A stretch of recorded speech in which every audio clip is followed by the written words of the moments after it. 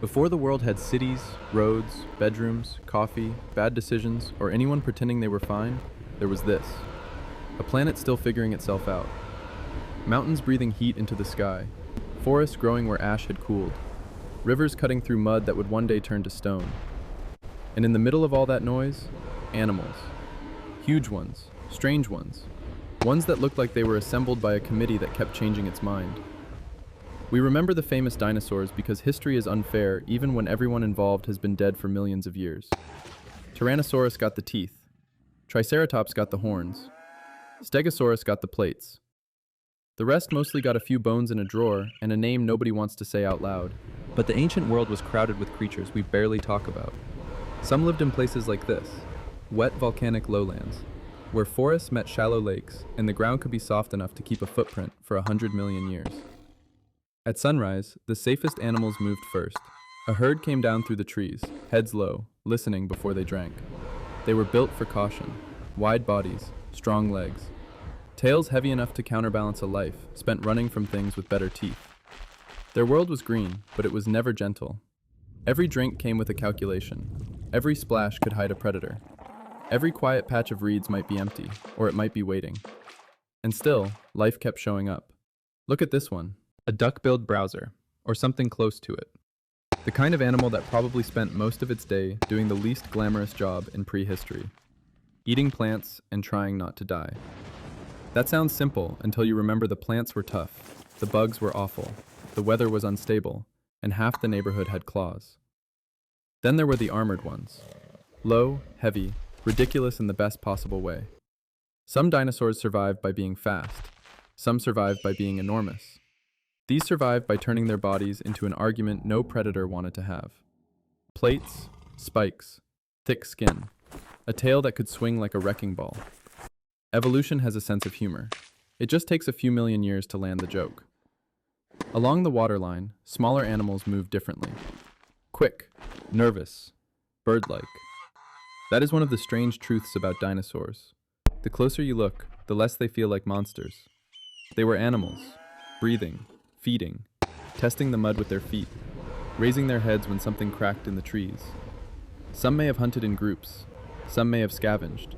Some probably did both, depending on what the day offered. Predators are rarely villains. They are hungry with better equipment.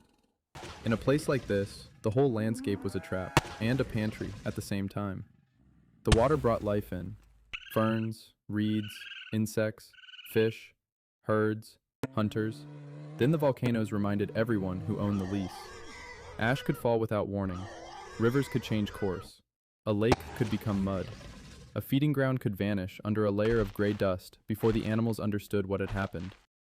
That is the part we forget when we picture prehistory. It was not one long dinosaur parade across a perfect green planet. It was fire, flood, drought, disease, migration, survival, accident. Most species did not leave behind skeletons posed in museums. Most left almost nothing. A footprint, a claw, a tooth, a piece of skull washed into river sediment and buried before it could disappear. Fossilization is not memory. It is luck with pressure. So when scientists find a trackway in stone, they are not just looking at evidence. They are looking at a moment that escaped destruction. An animal walked there. It put weight on one foot, then the other. Maybe it was alone. Maybe it was following a herd. Maybe it was running from something. Maybe it was just crossing wet ground at the wrong, perfect second, while mud, ash, water, and time agreed to keep the receipt. That is why these quieter dinosaurs matter, the ones without famous names, the ones that lived between the legends. They remind us that the ancient world was not made of movie monsters. It was made of ordinary lives, happening under extraordinary conditions. A creature drinks. Another watches. A herd moves through fog. Something armored drags itself from the water. A predator steps into the open and decides whether today is worth the risk. For millions of years, this was the world. No audience, no narrator, no meaning assigned from the future. Just bodies moving through heat and mist, trying to make it to nightfall. And then night came. The lake cooled. The insects rose. The mountains turned black against the sky. Some animals settled in the reeds. Some kept walking. Some disappeared into trees that no longer exist. By morning, the mud would hold new prints. By next season, ash might cover them. By the time anyone found them, the animals themselves would be gone beyond imagining. That is the strange mercy of the fossil record. It does not give us everything. It gives us enough to know we missed almost all of it. And maybe that is why dinosaurs still work on us. They are enormous, yes. Weird, absolutely. Occasionally shaped like a bad idea that learned to breathe. But they are also proof that life keeps inventing itself, even on unstable ground. Especially on unstable ground. Long before us, this planet was full of creatures waking up under volcanic skies, stepping carefully through mud, and leaving marks they never meant to leave. The world changed. The footprints stayed. For a little while, anyway. The strange thing about dinosaurs is that we tend to imagine them all living together, like the planet was one giant theme park with terrible customer service. It was not. Different dinosaurs belonged to different places, different climates, different eras. Some were separated by millions of years. Some never saw the animals we always place beside them in our heads. A Tyrannosaurus never chased a Stegosaurus. That is rude of history, but true. The dinosaur age was not one story. It was a long series of worlds replacing each other. Forests shifted, seas moved inland, then vanished. Volcanoes built new ground and buried old ground.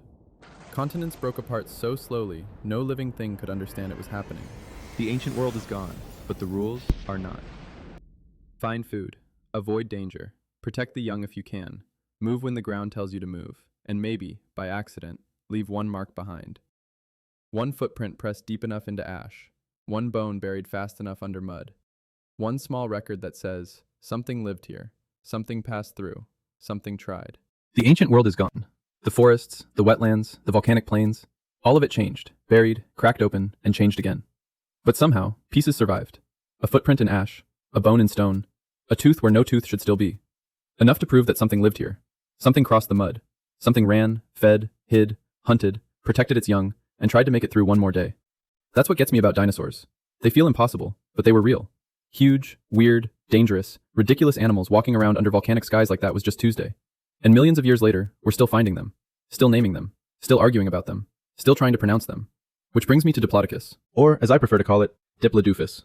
Honestly, I like mine better.